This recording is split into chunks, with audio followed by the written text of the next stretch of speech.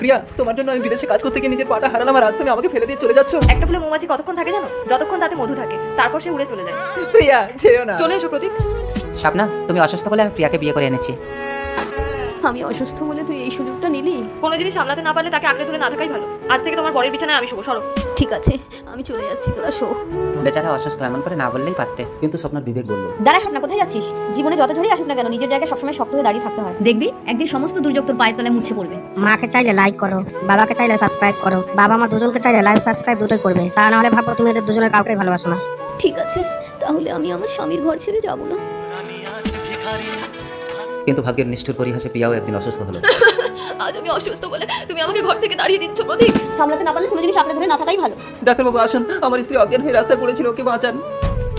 একই এত লোহিত কণিকা সব নষ্ট হয়ে গেছে, একে যদি কেউ ব্লাড ট্রান্সফার করে তবে একে বাঁচানো সম্ভব। ডাক্তারবাবু, আমি দেবো আমার নিজের শরীর থেকে রক্ত, Okay, okay. বাঁচান। রক্ত দেওয়ার পর এই কি, আমি সুস্থ হলাম কি করে? তোমাকে আমি সুস্থ করেছি প্রিয়া।